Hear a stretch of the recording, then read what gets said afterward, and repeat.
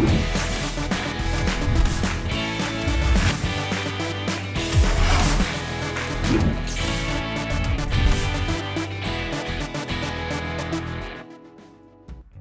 स्वागत आप सभी का स्पोर्ट्स जिंदगी के शो जिसका नाम है खेलों में खास। मैं हूं संजय बैनर्जी और आज की अगर आप सुर्खियों का जिक्र करें तो खास तौर से 3-4 खबरों पर हमारी नजर होगी। इंग्लैंड और आयरलैंड के बीच दूसरा ओडीआई आज खेला जाएगा और इससे पहले इंग्लैंड ने पहले ओडीआई में 6 विकेट से शानदार जीत दर्ज की है।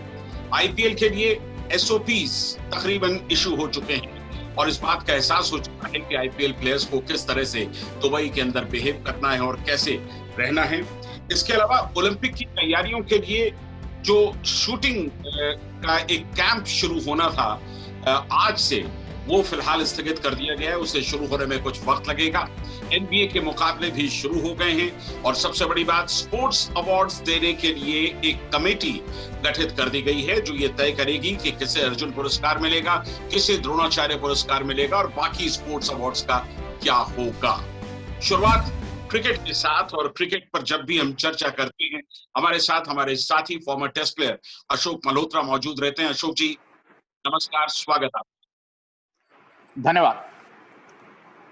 अशोक जी, चर्चा करते हैं आयरलैंड और इंग्लैंड के बीच जो ओडीआई खेला जाना है आज उस पर। और इससे पहले आप जानते हैं कि जो पहला ओडीआई खेला गया वो 6 विकेट से इंग्लैंड ने जीत लिया, तो बहुत ही जबरदस्त मुकाबला रहा। लेकिन ये तय है कि इंग्लैंड ने एक अच्छी क्रिकेट की शुरुआत की है, टेस्ट सीरीज खत्म हो गई और ओडीआई में भी उन्होंने पहला मैच जीता है। देखिए, इंग्लैंड वर्ल्ड चैंपियन, सबसे बड़ी बात। हालांकि उनकी जो बेहतर टीम मैदान पर नहीं थी, कुछ बड़े खिलाड़ी टीम मैदान पर नहीं थे, जो बेन स्टोक्स, जो रूट जैसे बड़े खिलाड़ी मैदान पर नहीं थे। और आयरलैंड जो है, आयरलैंड अपनी छाप बनाने की कोशिश कर रही है। हालांकि वर्ल्ड कप इक्का दुक्का उन्होंने जरूर खेले, लेकिन अभी तक वो अपनी प्रतिभा या अपनी कहीं ना कहीं अपनी छाप नहीं छोड़ पा रहे। और फिर टॉस जीतकर जो पहले फील्डिंग का निर्णय था वो बड़ा सही साबित हुआ और पीटर विली ने जिस तरह की कमाल की गेंदबाजी की, क्योंकि 50 ओवर में अगर आप 172 रन बनाते हैं तो वो बिलो पार टोटल। हालांकि इंग्लैंड की शुरुआत साधारण रही, जेसन रॉय जल्दी आउट हो गए, कहीं ना कहीं 2 शुरुआती झटके उनको लगे। आपने अशोक जी जिक्र किया कि 172 का स्कोर बहुत सफिशिएंट नहीं था, बिल्कुल सही बात है। लेकिन आप अगर कैम्फर की इनिंग्स को अलग कर दें जिन्होंने डेब्यू किया और डेब्यू में ही उन्होंने 59 रन्स बनाए, 2 अच्छी पार्टनरशिप थी कैम्फर की, अगर वो नहीं होती तो क्या हश्र होता आयरलैंड का, ये समझना मुश्किल है। बिल्कुल, और हो सकता है कैम्फर को आप जल्दी इंग्लैंड के लिए खेलते देखें, क्योंकि आयरलैंड के लिए जो अच्छा खेलता है वो आमतौर पे इंग्लैंड के लिए खेलना शुरू कर देता है। इंग्लैंड का कप्तान इसके उदाहरण। तो अब क्या करेगा आयरलैंड, क्या करेगा? अगर कोई प्लेयर अच्छा खेलेगा तो वो इंग्लैंड चला जाएगा। अब अगर वो इंग्लैंड चला गया तो आयरलैंड जहां था वहीं खड़ा रहेगा।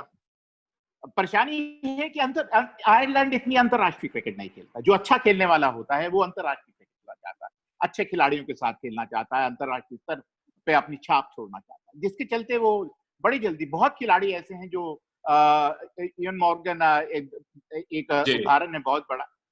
लेकिन एक बात तय है कि इंग्लैंड बहुत बेहतर, जहां तक आयरलैंड का सवाल। नो डाउट इसमें। और कोई इसमें कोई ऐसा लगता नहीं कि आयरलैंड कोई ज्यादा चुनौती दे पाएगा इस इंग्लैंड टीम। इसमें कोई शक नहीं। और सबसे बड़ी बात कि कैम्फर आयरलैंड के तीसरे ऐसे प्लेयर हैं जिन्होंने अपने डेब्यू मैच में ही हाफ सेंचुरी लगाई, उन्होंने 59 रन बनाए। तो चलिए, एक गनीमत यह है कि क्रिकेट में सबसे पहले शुरुआत अगर कोई मुल्क करता दिखाई दे रहा है तो वो इंग्लैंड है। पहले उसने टेस्ट सीरीज खत्म की, टेस्ट सीरीज के बाद अब वो ओडीआई सीरीज में उतर गया है। और यही नहीं, डोमेस्टिक क्रिकेट भी इंग्लैंड में अब शुरू हो रहा है, उसके लिए गाइडलाइंस इशू कर दी गई हैं। हमारे स्टैटिस्टिशियन मोहम्मद इशाउद्दीन ने एक रिपोर्ट पेश की है कि किस तरह से इंग्लैंड में जो डोमेस्टिक सीजन होगा उनका, वो किस तरह से आगे बढ़ेगा। तो आइए पहले उस पर एक नजर दौड़ा लें। कोरोना महामारी के कारण कई देशों के घरेलू टूर्नामेंट या तो स्थगित कर दिए गए या फिर रद्द कर दिए गए। जिन देशों में सत्र शुरू होना था वहां भी कोविड-19 के कारण कई परेशानियां आईं। इंग्लैंड को ही लीजिए, मार्च अप्रैल में सत्र शुरू होना था लेकिन नहीं हो पाया। अब जाकर इंग्लैंड क्रिकेट बोर्ड ने तय किया है कि 1 अगस्त से उनका घरेलू सत्र शुरू हो जाएगा। भले ही यह छोटा और अलग प्रारूप में होगा, लेकिन शुरू हो रहा है। आज से इंग्लैंड में बॉब विलिस ट्रॉफी की शुरुआत हो रही है और इसमें 18 काउंटी टीमें भाग ले रही हैं। हर साल इंग्लैंड में काउंटी चैंपियनशिप होती है, लेकिन इस बार का टूर्नामेंट परंपरागत काउंटी चैंपियनशिप का हिस्सा नहीं होगा, बल्कि यह अलग से बॉब विलिस ट्रॉफी खेली जाएगी। इसमें कई बदलाव किए गए हैं। काफ़ी हाँ ना के बाद इस टूर्नामेंट को अब फर्स्ट क्लास का दर्जा दे दिया गया है। बॉब विलिस ट्रॉफी में 18 काउंटी टीमों को 3 जोन में बांटा गया है, नॉर्थ जोन, सेंट्रल जोन और साउथ जोन। सभी जोन में 6-6 टीमें होंगी। इनके बीच लीग मुकाबले खेले जाएंगे। अंत में 5 दिनों का फाइनल मैच भी खेला जाएगा। इस टूर्नामेंट के लिए हेल्थ और सेफ्टी प्रोटोकॉल को सख्ती से लागू किया जाएगा, जिसके लिए प्लेइंग कंडीशन में कुछ बदलाव भी किए गए हैं। मसलन अब दिन में न्यूनतम 96 की बजाय 90 ओवर फेंके जाएंगे। पहली पारी खेलने वाली टीम 120 ओवर से ज़्यादा नहीं खेलेगी। नई गेंद 80 ओवर की बजाय 90 ओवर के बाद उपलब्ध होगी। लीग के मैच 4 दिन के होंगे, जिनके लिए फॉलो ऑन का नियम 150 रन की बढ़त का होता है, लेकिन यह अंतर अब 200 रन का होगा। घरेलू सत्र छोटा होने के कारण अब भारत के चेतेश्वर पुजारा और आर अश्विन इंग्लैंड में नहीं खेल पाएंगे, क्योंकि अधिकतर विदेशी खिलाड़ियों के कॉन्ट्रैक्ट रद्द कर दिए गए हैं। तो मोहम्मद इशाउद्दीन की ये एक नजर थी किस तरह से इंग्लैंड में डोमेस्टिक क्रिकेट अब शुरू होने वाला है। उन्होंने इस बात का जिक्र किया। इससे बड़ी बात यह है कि आईपीएल जहां भारतीय प्लेयर्स जाने वाले हैं, जहां सबकी निगाहें लगी हुई हैं, दुबई में खेला जाएगा। आप जानते हैं 19 सितंबर से जो एसओपीज हैं, फ्रेंचाइज को किस तरह से बिहेव करना है, प्लेयर्स को किस तरह से बिहेव करना है, वो तमाम चीजें अब तय हो रही हैं और काफी स्ट्रिक्ट रूल्स हैं, क्योंकि 14 दिनों के अंदर 4 बार प्लेयर्स को कोरोना का टेस्ट करना पड़ेगा। बायो सिक्योर जो बबल है, अगर उसके अंदर प्लेयर्स एक बार आ गए तो फिर वो उससे बाहर नहीं निकल सकते। न सिर्फ प्लेयर्स बल्कि उनकी गर्लफ्रेंड्स, उनकी वाइफ और जो फ्रेंचाइज ओनर्स हैं, उनके लिए भी ये तमाम कंडीशंस लागू होंगी। तो काफी बंदिशें हैं अशोक जी, और इन बंदिशों में छटपटाता हुआ क्रिकेट क्या सचमुच मुस्कुरा सकेगा आईपीएल में? देखिए, आईपीएल आईपीएल एंटरटेनमेंट मैं बार बार कहता हूँ। एक बात तय है कि एक बार जब खेल शुरू हो जाए, तो मैं जानता हूं कि दर्शकों के बिना बड़ा नीरस सा लगेगा, क्योंकि लेकिन दर्शकों के साथ मैदान में जाने का मजा, टेलीविजन में क्रिकेट वैसा ही देखने वाला है, बिना दर्शकों के जरूर, लेकिन जो टेलीविजन है या ब्रॉडकास्ट है, उनके लिए बहुत बढ़िया खबर, और बीसीसीआई के लिए भी बहुत बढ़िया खबर। और जो आपने बबल की बात की, मेरे को अभी भी शायद शक है कि वहां हो सकता है यूएई में शायद क्राउड को आने की इजाजत दे दी जाए। हालांकि बायो बबल है, सब कुछ है, मैं मान रहा हूँ काफी रिस्ट्रिक्शंस हैं। वैसे भी आईपीएल वालों ने कहा कि आप अपने खिलाड़ियों को खिलाड़ी उतना ही रख सकते हैं, आप अपना सपोर्ट स्टाफ थोड़ा कम कर सकते हैं, क्योंकि एक ड्रेसिंग रूम में अगर 30-40 लोग रहेंगे तो फिर सोशल डिस्टेंसिंग की संभावना ना के बराबर रह जाती है।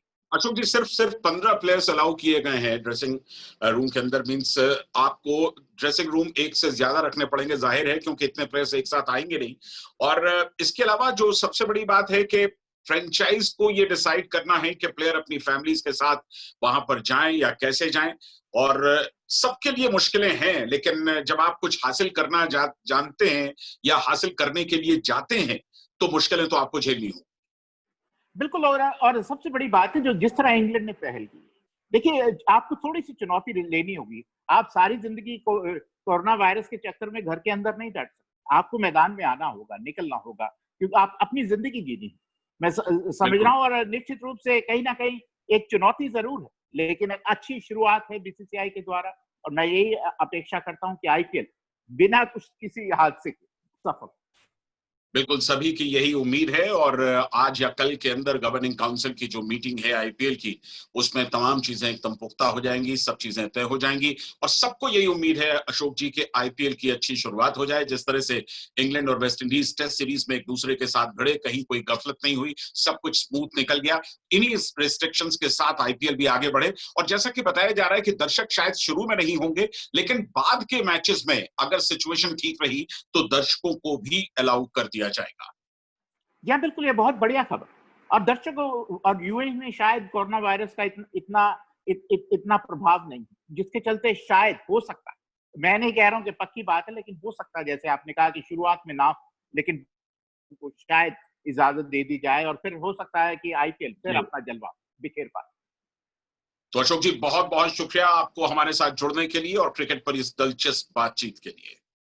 धन्यवाद। तो क्रिकेट के बाद अब बाकी खबरों पर एक नजर दौड़ा लेते हैं। स्पोर्ट्स अवार्ड्स के लिए एक कमेटी डिक्लेयर कर दी गई है जो कि अर्जुन पुरस्कार, खेल रत्न, द्रोणाचार्य अवार्ड के लिए नामों की सिफारिश करेगी, नाम चुनेगी कि किसे ये अवार्ड दिए जाएं और किसे नहीं दिए जाएं। और इस कमेटी में वीरेंद्र सहवाग शामिल हैं, हॉकी में सरदार सिंह को शामिल किया गया है, पैरालंपिक्स की दीपा मलिक इसमें शामिल हैं, मोनालिसा बरुआ भी जो कि टेबल टेनिस प्लेयर रही हैं वो भी इसमें शामिल हैं। इसके अलावा 2 जर्नलिस्ट आलोक सिन्हा और नीरू भाटिया को इसमें शामिल किया गया है और हमारे साथी कमेंटेटर मनीष बटाविया भी इस कमेटी में शामिल हैं जो ये तय करेगी कि इस साल अर्जुन अवार्ड और द्रोणाचार्य अवार्ड किसे दिया जाए। दिलचस्प बात यह है कि पिछले सीजन से ये शुरू हुआ था कि द्रोणाचार्य अवार्ड भी यही कमेटी तय करती थी, तो इस बार भी उस सिलसिले को जारी रखा गया है। मिनिस्ट्री सोर्सेस ने ये कंफर्म किया है कि संभवतः 1 या 2 महीने देर से इस बार स्पोर्ट्स का जो अवार्ड है जो 29 अगस्त को दिया जाता था खेल दिवस के रूप में, वो शायद 1 या 2 महीने तक स्थगित हो सकता है। तो ये खबर है और इसके बाद अब नजर दौड़ाते हैं अगली खबर पर। अगली खबर यह है कि national rifle association of India ने आज से जो उनका कैंप लगना था टोक्यो ओलंपिक्स की तैयारियों के लिए, उस कैंप को फिलहाल टाल दिया है और मोस्ट प्रोबेबली ये 2nd या 3rd वीक ऑफ अगस्त से फिर लग सकता है, लेकिन तब क्या सिचुएशन होगी ये उस तमाम चीजों पर डिपेंड करेगा। कुल मिलाकर 32 शूटर्स को इस कैंप में पार्टिसिपेट करना था और आप जानते हैं कि टोक्यो ओलंपिक के लिए भारतीय जो शूटर्स हैं उन्हें 15 कोटा प्लेसेस ऑलरेडी हासिल हो चुके हैं। संजीव राजपूत, मनु भाकर समेत 10 शूटर्स अब तक ट्रेनिंग कर रहे थे, लेकिन फिलहाल जो नेशनल कैंप लगने वाला था शूटिंग का वो कैंसिल हो गया है, कोरोना की वजह से उसे टाला गया है। इसके बाद एक और दिलचस्प खबर है, वो एनबीए से जुड़ी है। एनबीए यानी कि नेशनल बास्केटबॉल एसोसिएशन यूएस का एक टॉप मोस्ट लीग है और कोरोना की वजह से उसे भी बीच में रोक देना पड़ा था और अब उसकी दोबारा शुरुआत हो गई है। तो हमारी सहयोगी नीति रावत जो कि एनबीए में इससे पहले कमेंट्रीज भी कर चुकी हैं, वो मौजूद हैं इन मैचेस की रिपोर्ट्स के लिए, जो कि फर्स्ट डे क्या कुछ हुआ ये नीति रावत से सुनते हैं। कोरोना वायरस पैंडेमिक की वजह से रुके एनबीए गेम्स की आज वापसी हो चुकी है। मार्च के बाद आज फ्लोरिडा में पहली बार एनबीए गेम्स वर्चुअल फैंस के बीच खेले गए। लगभग 4.5 महीने बाद एनबीए गेम्स के पहले गेम में यूटा जैज ने न्यू ऑर्लिन्स पेलिकन्स को 106-104 से हराया। रूडी गोबेर ने आखिरी 7 सेकंड्स में 2 फ्री थ्रोज को कन्वर्ट करके टोटल 14 पॉइंट्स लिए। उन्होंने 12 रिबाउंड्स और 3 ब्लॉक भी किए। डोनोवन मिशेल और माइक कॉनली ने 20-20 पॉइंट्स लिए, जबकि जॉर्डन क्लार्कसन ने जैज के लिए सबसे ज्यादा 23 पॉइंट हासिल किए। वहीं दूसरे गेम में लॉस एंजलिस लेकर्स ने एलए क्लिपर्स को 103-101 के स्कोर के साथ हार का सामना कराया। इस गेम में लेब्रॉन जेम्स आकर्षण का केंद्र बने जब उन्होंने आखिरी 12.8 सेकंड में एक विनिंग शॉट लगाया। किंग जेम्स ने 16 पॉइंट्स, 11 रिबाउंड्स और 7 असिस्ट भी किए। एंथनी दाविस ने लेकर्स के लिए 34 पॉइंट्स और 8 रिबाउंड्स कलेक्ट किए।